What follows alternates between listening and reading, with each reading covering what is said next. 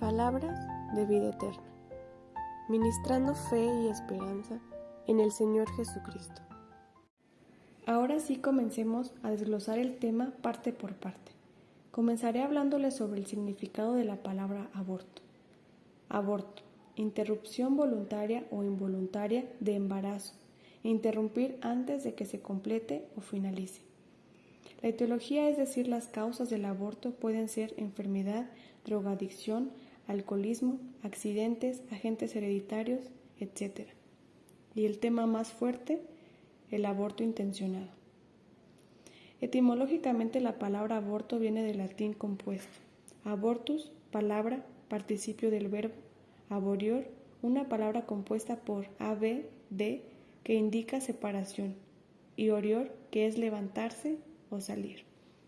Ya que conocemos a detalle el significado y la procedencia de la palabra aborto, ahora iremos directamente a la historia.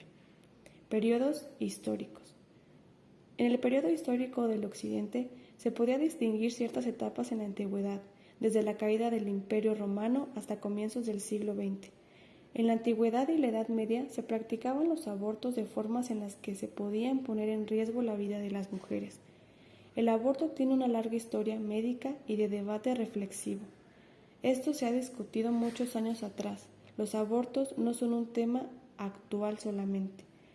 Según historiadores antiguos, romanos, griegos y egipcios, tuvieron severas conversaciones al respecto e inauguraron controversiales procedimientos que marcaron el infortunio. Podía ser por manos de parteros, sacerdotes, médicos o en secreto en casa con una amiga de entera confianza. El aborto es caracterizado por el riesgo y la amargura durante muchos años. Basta con revisar los distintos procesos que inventaron. Heces de cocodrilo, té de menta puligium, golpes en lumbar, vapor de cebollas calientes, saliva de camellos con hormigas y pelos de venado, aceite y mercurio caliente, agua de herrería, lavados con Lysol, solo por mencionar algunos.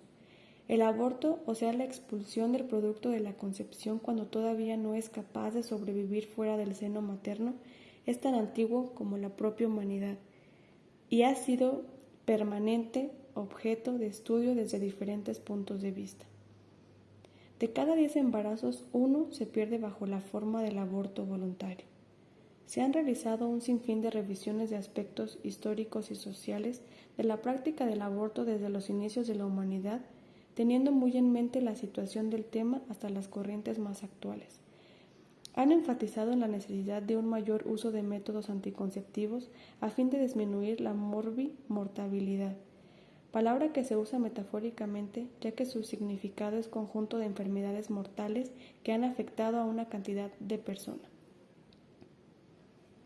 Por causa de la utilización del aborto como método de control de natalidad. Se estima que en el mundo se producen al año más de 40 millones de abortos provocados. Repetimos, la práctica del aborto era ya conocida muchos siglos antes de nuestra era. En los pueblos primitivos del patriarcado absoluto, el jefe de la familia podía vender, matar a sus hijos incluso antes de nacer. El aborto no tenía carácter punible. En este tiempo se pensaba que el feto pertenecía al cuerpo de la femenina, a sus entrañas, y dado que la mujer tenía un estado de minoridad, el padre o el jefe de la familia ejercía absolutos derechos sobre el fruto de la concepción de la casa. Durante siglos, esa era la situación de las mujeres. No tenían estimación, no tenía estimación la madre. Entonces eso incluía o presuponía la del vientre de ella también. En general, el aborto no era castigado por las antiguas legislaciones. En la antigua Grecia, donde se consideraba que el feto no tenía alma, Platón manifestó en su obra, La República, que el aborto debía prescribirse en caso de incesto o cuando los padres fueran personas de edad avanzada. En tanto, Aristóteles lo recomendaba como fórmula para limitar las dimensiones de la familia. Aquí se consideraba al feto como parte de la madre y era ella quien podía disponer al arbitrio de su cuerpo.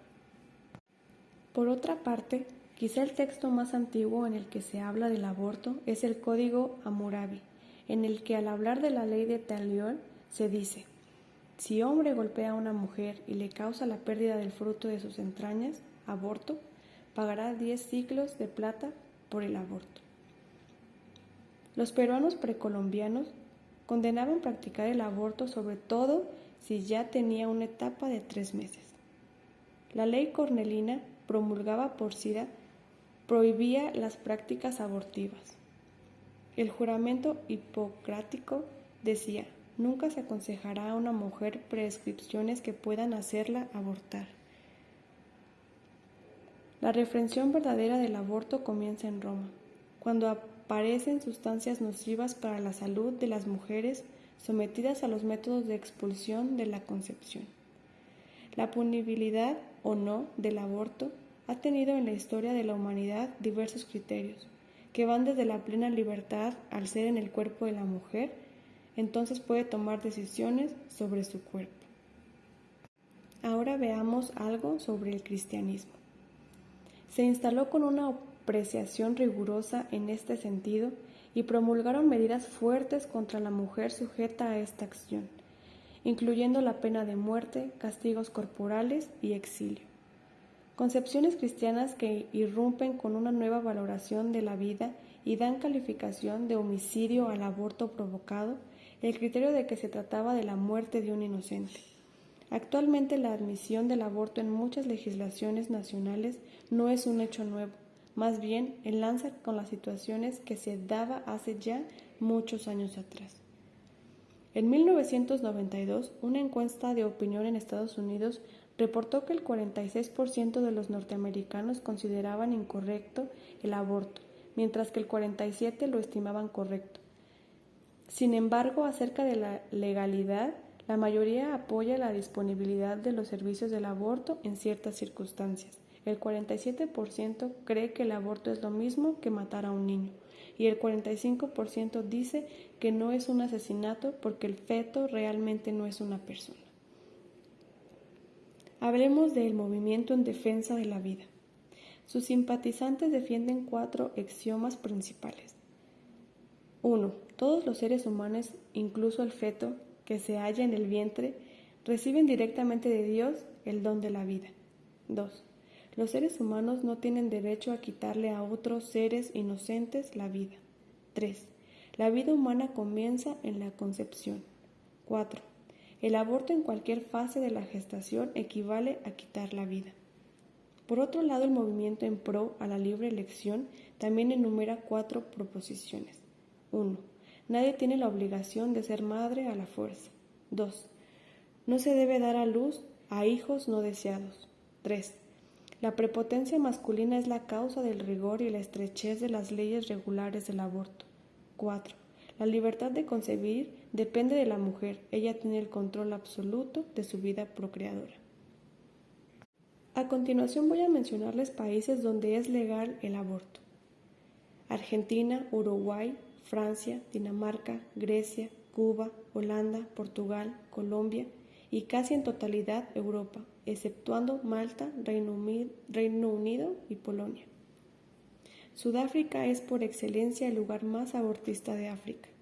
El aborto es quizá el elemento transversal que más controversia política ha representado y representa hoy en el mundo.